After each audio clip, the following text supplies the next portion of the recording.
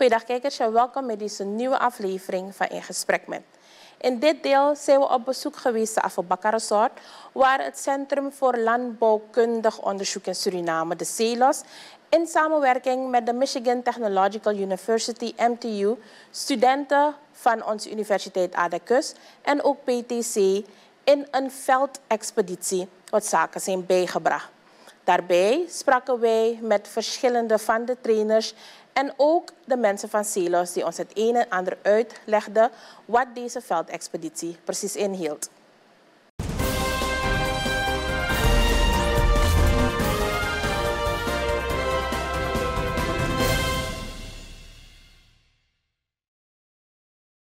We're here at Afobakka Resort, where there's a cooperation between MTU, Michigan Technological University, with our own ADECUS, and CELOS, and we're standing here with PARTH, BHATT. I'm an assistant teaching professor and a researcher at College of Forest Resources and Environmental Science at Michigan Technological University. And you said you're an assistant professor, so what do you do exactly? I teach undergraduate and graduate students GIS and remote sensing related courses where we learn about mapping the forest, wetlands, rivers for their health monitoring, making the forest better, helping with climate change, and making design strategies for the future. You were having a demonstration with the students of our university and the workers of CELOS. What were you trying to show them exactly what the drone, because the drone seems very sophisticated. Yeah, so they were pretty excited, and since yesterday we are doing this workshop. Yesterday they learned about some of the soil stuff and vegetation on the ground. So today with the drone they learn about the aerial view of the area, and they learn about how can we map the trees, and while we are mapping the trees using the drone, what can the image tell us? So within these imagery on the drone, the camera has different bands which can help us extract crucial information like the tree health, the chlorophyll content in the tree, the plant vigor, and you can generate different variables out of using these imagery, using advanced models like machine learning and deep learning, and you can use this information to sort of make a better forest management plan. So in here we were studying about edge effect. And by edge effect, I mean that Afobakka Resort was developed like 15, 20 years ago.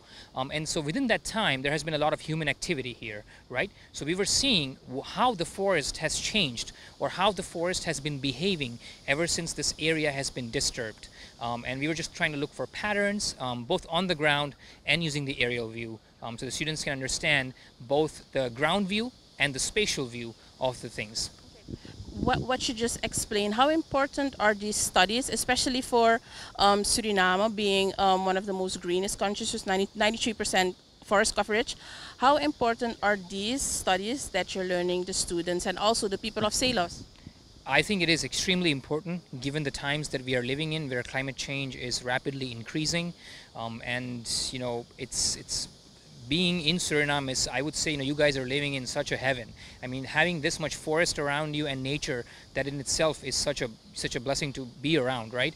And it is crucial that the people in Suriname understand these forests, because if you ask someone, why would they want to be interested if they don't understand it, right? So these studies or research are crucial to help people understand that why need to protect these forests, why need to preserve it for the future generation, right? Because today we say it is 93% forest, but if we don't protect it and if we don't do these research for climate science or climate change and other stuff, we will have effects which won't be good for the forest, right? The forest will need to adapt, and for that we need better management plans and things like that, which can be done by these research or the studies, and sort of these educational initiatives will prepare the next generation of Suriname students who are going to be here and benefit the people and the country itself, right? So we need to prepare these young scientists who are upcoming, and such an amazing group of students who we are working with. You explained you with a different type of studies that you do. You check the trees, the soil, different types of forestry. Was there something that stood out that you say, you guys have to learn this and see this because this can change within some amount of time? Were there things that stood out to you? Yeah, so I think there are certain things that, when we collected the drone data just a few minutes ago, so we're going to go back to the base and process the data on the computer, and we're going to see and compare these images with the historical data. So we're going to see between 20 years how much vegetation cover in this area has changed. And are the species who used to exist before 20 years, has there been any changes to the vegetation cover, whether on the ground or the understory or the overstory vegetation? But I think in a way it's a beautiful area to be, to maintain it. And if there is, for example, if the resort people want to uplift it, expand it in the future, how are you going to do it? So there should be a strategy, right? That you're not really cutting down the forest, but you're cutting down based on evidence, based on research, that is, sort of solidifying that, okay, this much area is good. We can, we can plant this much percentage of tree somewhere else, and we can take this area down. It won't affect our biodiversity or the ecosystem in this region. And all this can be covered by a drone? It can be covered by a drone, yeah. We will have to do multiple flights, but we can cover quite a significant amount of area here with the drone. And that's the advantage of technology, that, with such a dense forest like here, it's hard to go each and every part. So that's where the drone can be extremely helpful. It can help us go to the areas where it's very difficult for students or us as researchers to go in by foot, right? And it can help save time, money, efforts, right? And you can have a lot of data in a short amount of time. So that's the biggest advantage of having a drone. Is the image like infrared maybe, that you can zoom in to see what the soil is made of, if it's a bit rocky, or if it's used that you can plant some kind of vegetable or a different type of trees? All those kind of things can be detected with a drone, and also, I guess, with a hand. Right, so the drone can definitely help in making some of the decisions, but we definitely need like ground truth for the soil, whether the soil can be used for agriculture or not, or whether the soil is suitable for forest, right? And the soil primarily here is made up of a lot of clay. And we have a soil scientist with us in the group who collected some data yesterday, and they're going to now analyze the data in the lab at CELOS and see the results. But yeah, I think, all in all, it could give you a bigger picture of the things and sort of give you the aerial perspective, and helps you do spatial planning for the future with the remote sensing. What were the different type of questions that you get from the students? And because I guess they're here to learn from you, so I guess they had a bunch of questions. Yes, they did. They were pretty excited to see the drone, and we go through the whole module, how to fly the drone, what are the safety precautions that you should take. So they were asking about like how high can you fly, how do you follow that, or find out that where the regulations are for this sort of work. So each country, have their own guidelines of how to fly the drones, how much you can fly, which zones you can fly. And so I was teaching them all about that, and they were, very interested and enthusiastic about it. They asked about like how long the drone can fly, at what resolution the drone can collect the imagery, how many bands the camera has. We have 5 different bands on it, and they were pretty excited like what each band or the photo that it's taking will help us get out of the image. So all those things they were looking pretty excited to learn about. Yeah. But except the drone flight plan. Right. Yeah, what? Which we made it work eventually. This is how real world, right? You are out in the field and something will break, right? And you got to make it work. So that was fun. We made it, right? Yeah. What about the studies? Did they have specific questions about the studies? What they can how am I supposed to say? What they can take back when they go back to the university and explain it with their other colleagues? Absolutely. So they learned today about drones, right? How to fly, how to collect data, how to process it, how the drone works. Yesterday they learned about the soil science, the wood technology part, and they were also taught about research ethics, which is one of the crucial parts. Whenever you're doing research, it is how do you design your hypothesis? How do you design your research question, right? I mean, in order to answer the research question or your hypothesis, you need to do the research. And that's what they were learning to do, that we need results, we need data to prove our hypothesis. And they learn about research ethics, like doing, professional integrity, honesty, plagiarism, like use of artificial intelligence, which is a big thing right now, and how to use it ethically. So there are all sorts of learning, these bits and pieces of different components that we are combining together. And is this your first time in Suriname? This is my 3rd time. So last year I was here twice, and I like it. I love this place. I mean, it's a good place to be. Yeah. But do you think it's also a possibility that you come and do some studies with our students? Absolutely, yeah, why not? That's why we are here for, right? This initiative was made possible by the U.S. Embassy with their grant support, and we couldn't have done without them. And I think, these initiatives like these are really important for the people of Suriname and the students, because it's culturally enriching experience for us as researchers. I learned a lot of things from the students. They know a lot of the local vegetation, which I don't know. So I was learning from them. They were teaching me something, they were learning from me. So it's mutual, right? So and this is how we grow, right? Collaboration is a key. That if you don't collaborate in these times, you're going to lose out, right? The need for exchange of knowledge is more than ever needed. So it is crucial. Mr. Barth, thank you for this moment, and I'm looking forward to seeing what the results are. Absolutely, thank you so much. I really appreciate it. Yeah.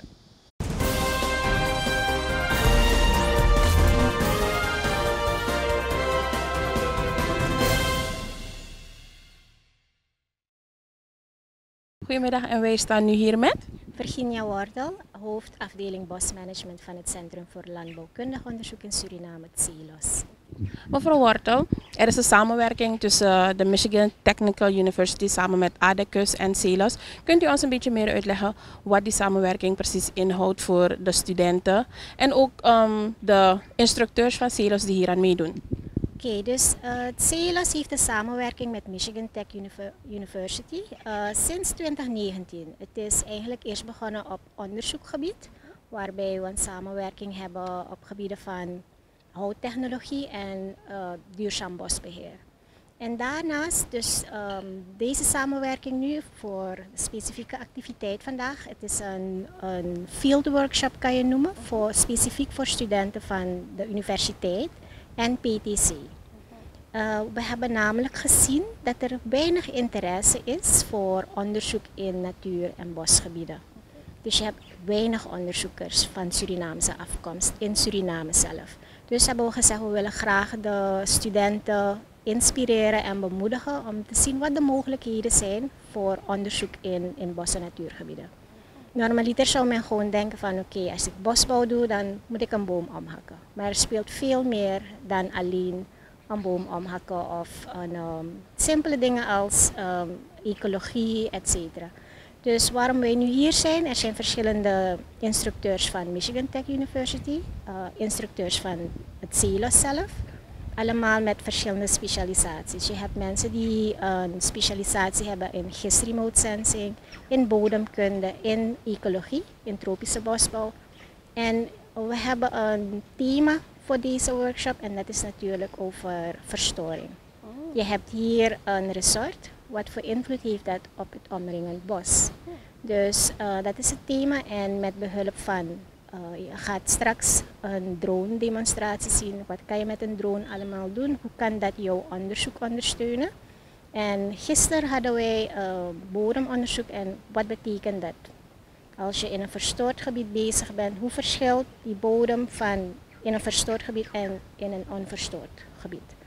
En dat zijn enkele facetten waarmee we bezig zijn. En om welke studenten gaat het? Welke faculteit specifiek? Want je gaf aan de universiteit en PCT. Dus wat studeren ze per se? Van de universiteit gaat het vooral om studenten van milieuwetenschappen, van agrarische productie. Je hebt dan oriëntatie bosbouw, agronomie. En van PTC zijn het vooral studenten met een agronomische achtergrond. En voor de dagen dat ze er zijn, want u gaf aan, jullie hebben gemerkt dat er niet echt veel interesse is in zulke studies. Voor de dagen dat ze hier zijn, heeft u kunnen opmerken dat de interesse een beetje is gewekt met wat ze allemaal hebben geleerd, de type vragen die ze hebben gesteld? Ja, dat zeker. Want een van de onderwerpen wat me bij is gebleven is, de meeste van hun zijn geïnteresseerd in GIS en remote sensing. En dat is een tool waarbij je eigenlijk, zoals je ziet, een drone gebruikt en andere spatial tools noemen dat, om jouw bossen bijvoorbeeld te monitoren of in kaart te brengen. Maar er speelt toch veel meer. Je hebt toch andere specialisaties nodig. Zonder het werk on the ground, dus de opnames die je doet in het veld, ga jij hetgeen je ziet vanuit de ruimte, dus met die GIS en remote sensing, ga je dat niet kunnen valideren. Dus je hebt iedereen nodig. Want bepaalde dingen hadden zij niet aangedacht. Bijvoorbeeld een van de sessies wat we hadden gehouden ging over research ethics. Dus dat je geen plagiaat pleegt, dat je geen data manipuleert. Want in feite kan dat grote consequenties hebben. Wanneer bijvoorbeeld de overheid vraagt om gegevens om te rapporteren internationaal, bijvoorbeeld over onze koolstofvoorraden, ik geef maar wat. En als je met de data hebt gemanipuleerd, kan dat helemaal verkeerd uitlopen. Je kunt verkeerde cijfers geven en dat geeft dan, jouw land als reputatie gaat eraan, maar jij als onderzoeker, jouw reputatie gaat ook eraan. Ja. U zegt, jullie zijn vanaf 2019 in een samenwerking met MTU. Als u de afgelopen 6 jaren, zoal een beetje, nee, 7, anyway. Als u de aantal jaren zit te tellen en de verschillende onderzoekingen en studies die zijn gedaan, is CELOS zelf ook tevreden en kijken jullie uit naar meer van zulke excursies? Ja, want we zien dat dit een succes al is. We hebben morgen nog, het is een 3-daagse workshop, maar voor deze workshop was er ook een pre-workshop, kan je zeggen. En dan hebben we ze eigenlijk geïntroduceerd in hoe je experimenten moet doen, hoe je bepaalde tools kan gebruiken om jouw data te analyseren. Vroeger moet je alles op papier doen, maar nu heb je zoveel programma's, software, statistische software om jouw analyses te doen en die je onderzoek eigenlijk ondersteunen. Dus we zien dat gebeuren en mocht met het succes van deze workshop, dan willen wij toch naar grotere grants gaan. Want nu hebben wij 11 studenten kunnen faciliteren, maar er hadden meer gevraagd om te kunnen meedoen, maar we konden niet iedereen accommoderen. Dus hopelijk wanneer er een andere grant komt, dat we dan ervoor gaan. Vanuit de workshop is gefinancierd door de Amerikaanse ambassade. Dus mochten er weer grants komen en zij zien zelf ook het succes en wat het betekent voor Suriname als land, dan geloof ik dat wij dan meerdere studenten kunnen accommoderen. En behalve de studenten zelf, wat betekent dit voor CELOS? Dat jullie hierbij ook een bijdrage kunnen leveren om ook meer te kunnen weten aan de verschillende bodemgesteldheden, de type bomen, alles dat met ons, want hoe we draait of keert, we zijn het groenste land en met 93% bos. Wat betekent dat ook zelf voor CELOS, dat jullie meer informatie kunnen krijgen, want de technologieën waarmee de Amerikaanse universiteit komt is, denk ik, wij hebben niet alles hier, dus zij hebben een beetje aanvullen. Wat betekent dat dit ook voor CELOS? Nou, ik moet zeggen dat we zijn niet ver. Dus in die zin... Daarom zei ik, we hebben niet alles. Nee, we zijn in die zin, met wat ik daarmee bedoel, we leren van elkaar. Dus zij komen van een land wat totaal anders is dan Suriname. Michigan is een land waar 6 maanden sneeuw valt. Je hebt geen tropisch bos, alles is homogeen. Dus in tegendeel leren zij ook van ons. Dus het is een wisselwerking van kennis. Ook als het gaat om bodemonderzoek, etc., staan we toch gelijk. Ik mag zeggen dat we niet, we hoeven niet te vrezen dat we achter zijn op wat er gebeurt in de wereld. Ten aanzien van die samenwerking, we willen dat zeker voortzetten, omdat ik nogmaals zei, kijk, u heeft het genoemd 93% bos. Maar als je naar de ratio kijkt van onderzoekers in de bosbouw, vergeleken met 93% bos, is dat nauwelijks 1%. Dus we hebben veel te weinig onderzoekers en we willen dat eigenlijk verbeteren. Je hebt soms voor 1 specialisatie heb je maar 1 persoon. Dat kan niet. Je kan niet 1 persoon hebben die alleen naar vissen kijkt. Als er iets gebeurt met die persoon, hoe vang je dat op? Dan moet je weer iemand uit het buitenland laten halen. Dus om het eenvoudig te zeggen hoor. Ja. En aan de hand van wat u allemaal heeft uitgelegd, heeft u misschien bijvoorbeeld enkele adviezen vooral naar onze eigen regering toe om dit meer te stimuleren? Dat is wat u zegt. Want als ik me niet vergis, bij SBB heb je ook maar enkele personen die gespecialiseerd zijn op bepaalde type bomen en bepaalde type planten. Dus hetzelfde ook, ik denk, dus professor Naipaal probeert het op zijn manier te doen met onze mangroven. Dus ik denk dat u in die richting ook een beetje gaat, dat er meer mensen zich moeten specialiseren, vooral om ons land zo te houden. Wat is het advies richting, of het eigenlijk advies en boodschap richting de Surinaamse regering zelf om dit zoveel mogelijk te behouden en te stimuleren? Nou kijk, het CELOS heeft samenwerkingen zeker met SBB ook. Omdat, ik zei het al, we zijn een kleine team, we moeten het met elkaar doen. Hetzelfde ook met het ministerie. En zij weten ook, we hebben dit een paar keren gezegd en zij hebben ons tenminste ook beloofd toch meer te investeren in menscapaciteit. En met menscapaciteit bedoel ik wetenschappers. Want als je de verschillende overheidsdocumenten bekijkt, dan zie je dat alles op met wetenschap bewezen moet worden. Dus wanneer je data aanlevert. Dus en daarvoor zijn we er eigenlijk. En dat moet gestimuleerd worden. Mevrouw Wortel, heel hartelijk dank voor dit moment en succes verder met deze excursie en workshop. Dank je wel. Hè.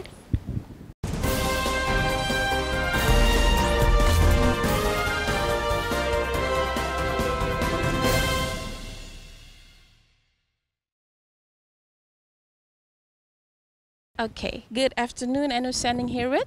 TYRA Ball. I'm a forester with Michigan Technological University, or MTU. Yes, Ms. Ball, you've been in Suriname a few days with our students from the university and the researchers from CELOS. I've asked a lot of questions, but there you're a forester. I would like to ask, what is the most that stood out for you as a forester, especially in this vicinity?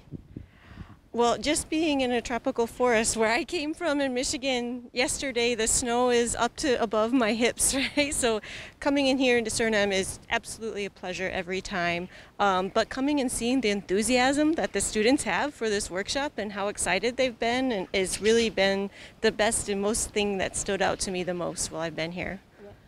Did you get a chance to examine some of our forests, a few woods, a few plants?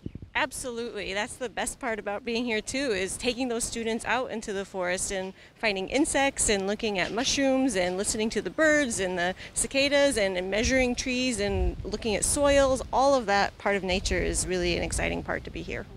And what was one of the most significant parts that stood out to you as a forester?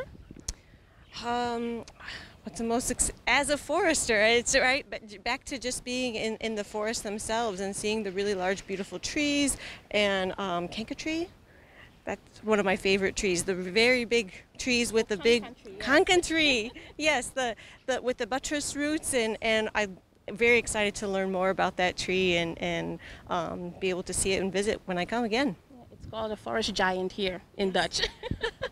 How was the enthusiasm from the student side to go out with somebody with your expertise to learn about this, like you explained, the cicadas, the trees, to listen to the birds, the mushrooms? What was their enthusiasm to learn from you, the things you managed to observe, and because they live here and you come from a cold region, like you explained, what stood out to them to see that somebody that's in a tropical, and she said, okay, this is a bit different and this is also different. How was the exchange? I think the exchange was really, really well. And of course we have CELOS people here who are the experts and that we're relying on them to teach us as well. But that we have so much in common when it comes to doing research in forests and talking about research ethics and our really good methods is how we draw that linkages together. And we're here to learn from them as much as they are from us. And that's the main point of the program, is that exchange of knowledge and building capacity, right? Building knowledge. What do you think about the soil? Because I heard yesterday was soil samples were took and the students were learned what type of soil. What do you think of our soil? The soil is beautiful, right? I'm not a soil scientist. That's some of my other collaborators that are here with us, and I enjoy that part of it because I'm learning just as well. The forest is the soil is the basis of a forest, right? So it's the bottom up, one of the most important things, kind of what you have to start from the ground up, building that knowledge. With the studies that you did, are there a few sick trees or are the trees healthy? What is your point of view?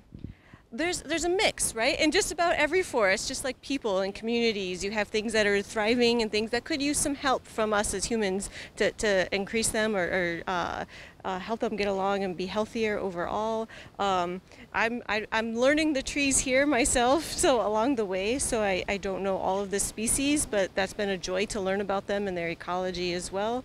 And just like human communities, we have to take care of our forest communities and understand which ones are healthy and unhealthy and help them like we help each other. Yeah, exactly. Do you think These type of excursions should be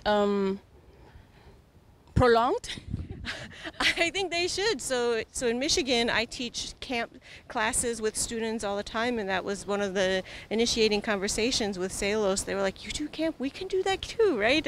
And so I think having students and bringing them multiple times is always increasing that knowledge, and we really hope to continue to do this again with either these students and future efforts, or bringing in more students that would be able to learn and build that research capacity. Do you think you will come back to do other types of studies? I really hope so. I'm really looking forward to having the opportunity to do that and expand. We brought faculty here and did a couple things that we have expertise in, but the whole time it was all these ideas of all these additional things that we could look at in forests to do the next time. Is this your first time in Suriname? This is my second time in Suriname, yeah. So I came last year to do some research projects, and that was the basis of our initiation, and that resulted in this workshop. So it was really great. Thank you for this moment and success. Thank you very much.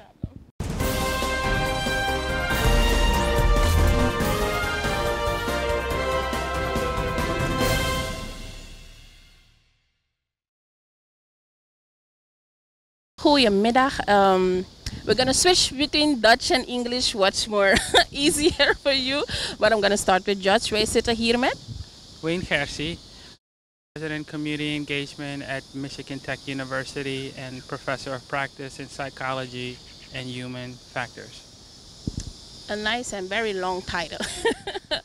Okay, Mr. GERSIE, as VP of MTU, I heard CELOS has collaboration almost longer than 6 years with MTU, with excursions and studies that are being done. Why did MTU agree to this collaboration? So, voordat ik bij MTU werkte, waren ze al bezig hier. En toen ik heb gesolliciteerd om daar te gaan werken, I got involved. So I said, "Mina want Suriname, so if you're going to Suriname, me want go." So ik heb ze gevraagd en ik heb mijn neef opgebeld, Glenn GERSIE, en hij zei, hey, ik probeer om connecties te maken in Suriname met workforce development en om die studenten te helpen, want de studenten zijn de toekomst. En we moeten zeker zijn dat we ze gelegenheid geven to pursue their ambitions. So ik sprak met hem en van daaruit heeft hij gezegd, hier zijn bepaalde mensen die ik denk goed zijn om een gesprek te hebben. And that's kind of how it started. En ik ben elk jaar gekomen. Elk jaar for the past 4 years ben ik hier. En vorig jaar zijn we 2 keer gekomen. And one reason why we came twice is because we started making progress. And one of the things we worked on was, wanneer we komen, we meet with the embassy. And we had a grant opportunity to write a grant. So myself and our team members got together and we wrote a grant that got funded. And the grant focuses on workforce development and capacity building. Suriname heeft een groeiende economie. And one of the things that feeds the economy is having a workforce that's capable, trained, and educated to lead the growing economy. So we came up with 3 projects, and my partners, and we have a college, a school fund, forestry resources, environmental science. And if you think about Suriname being net zero carbon emission country and the abundance of forest here, we thought it would be good to make an investment in resources in that space. So GIS mapping, remote sensing, forest monitoring, I'm forgetting one, an important one, soil science, were areas we had expertise in. So in partnership with our provost, who unfortunately couldn't be here, we decided to engage in a relationship with CELOS, and I have to say CELOS was very, very, very instrumental. And I'm going to name names: Virginia, WORTEL, Cliff Sabayo, Virginia, I'm going to call her A, and ANS were very important in developing this relationship. And they worked really, really hard. We've been working on this project since we got the grant in September, and the accumulation of this is the in-person, but before the in-person, vorige week, we had a remote class, and then when we leave, there's gonna still be another part to this, which is also remote classes, and we all led lectures in different areas. Like my area was research ethics and responsible science that we led with other partners. So that's kind of how things happen. Misap na lang a better answer, but that's how it is. And ik wil zeggen wel echt, als een zoon van Suriname is het belangrijk voor mij om terug te geven na anyanja kwikimi, awat raja kwikimi, jasami kumbate beri. So whenever I have a chance to come back and give back, I want to, because there's a lot of people who are responsible for my success here. Some of them aren't even living anymore, but I'm grateful to be able to pade kwikimi, and now I can give back. So. Maar als u het verschil bekijkt, dat is wat u uitlegt, de manier waarop Suriname een van de carbon-negatieve landen met ook zero-emissie en zo, vergeleken met Michigan. Want ik heb gehoord, het is een heel koude staat, waar het bijna 6 maanden lang sneeuwt. En de groep komt dan naar Suriname, heel tropisch. Het is helemaal een verschil. U zegt, de afgelopen 4 jaar bent u op en af gegaan. Wat was dan de reactie toen jullie teruggingen met hun ervaringen hier? Yeah, I think when you prepare scholars and you train scholars, you want them to be able to have multiple perspectives of working in different environments to be able to be the best scientist. So you can work in cold weather, but the skills you develop there are also transferable to tropical environments, and to create well-rounded scientists who can have a broader impact, it's good to put them in different environments. So some of the things we do in the cold and in the Arctic, you can apply here and vice versa. So we denken dat het goed is voor die studenten van Suriname om zo'n perspectief te krijgen, whether we come here or they come there, and our students come here and they come there. So we think that that's the important part of being able to contrast environments to get better scientific outcomes. The more different perspectives you get, the better you invent, the better you can innovate, the better you can solve the most pressing world problems. Want als ik ook luister, de studies die ze allemaal doen, bodemgesteldheid, gezondheid van bepaalde bomen, de dieren eromheen, met de verschillende mensen met wie ik heb gesproken. Je ziet wel dat ze, ondanks ze vaker zijn gekomen, blijven ze nog steeds onder de indruk van hoe onze vegetatie eruit ziet.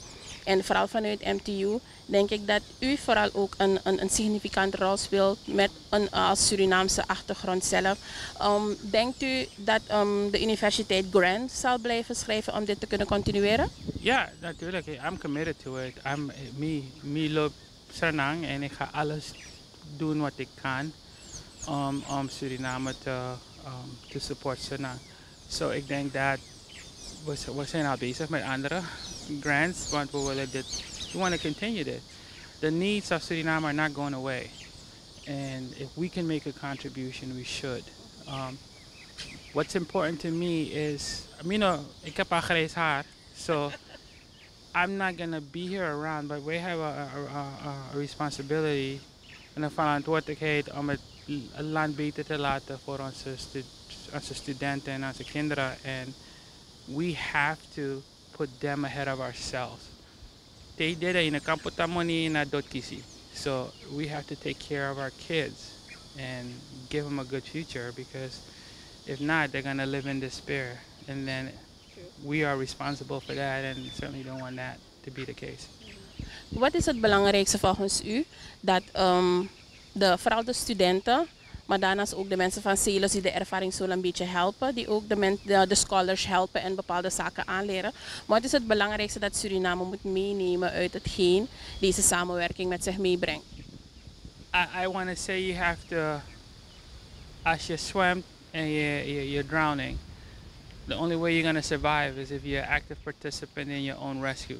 So je moet je pisrefi en je moet take opportunities for gelegenheid that are in front of you. And again, like, we have to move away. Like, one of the things I appreciate about growing up in Suriname, as a kind leer je altijd, you have to do the right thing. You can't be selfish. You have to take care of each other. And we can't forget that when we become adults. We can't hoard and keep things for ourselves, or I'm only going to help this person or this person, a familie this, a familie that. We have to help each other. Because if we take care of only some of us, then all of us will suffer, because they have this saying, a rising tide lifts all boats. We have to help everyone. We have to gelegenheid, you know. Mijn oma, toen ik klein was, zei mijn oma altijd tegen me, zei je borsten voor een jaar. En ze zei altijd, als iemand komt die honger heeft, daar is er eten voor ze. And that's what the mentality has to be in Senang. Like, you know, you can't, you know, we have enough for everyone. So let's make sure we take care of the most needy and we create resources. But the most needy also have to, you have to. You know, you can't expect things to be handed to you.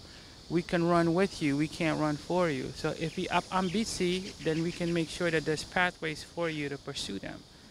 So there's a responsibility to our students too.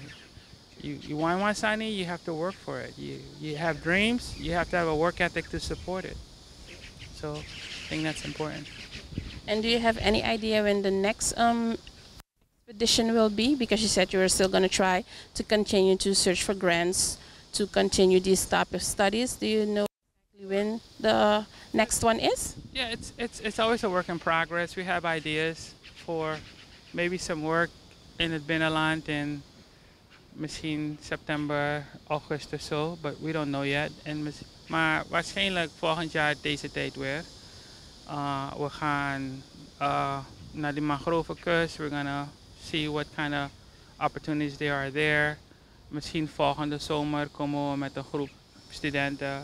It's always a work in progress, and it always requires a lot of collaboration and discussion.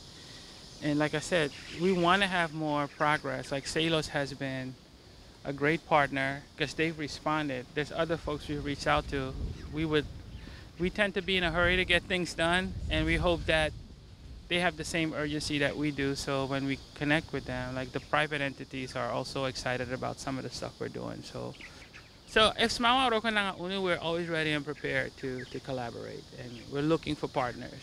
If you have a good idea and you're willing to put the work in like we are, we can do great things together.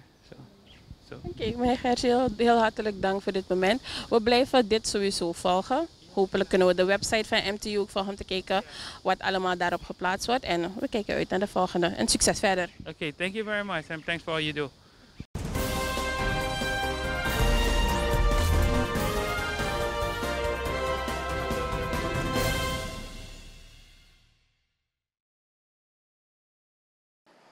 Kijkers, u heeft de heer Gersie gehoord. Die zal proberen om altijd een contact met Suriname te onderhouden, ondanks zij ver zijn in het buitenland. Dat was het voor deze aflevering van In Gesprek Met. Mocht u deze aflevering hebben gemist, geen nood, de herhaling is er om 9 uur 's avonds op 12.2. We zijn er volgende week terug met een nieuwe aflevering van In Gesprek Met. Tot dan.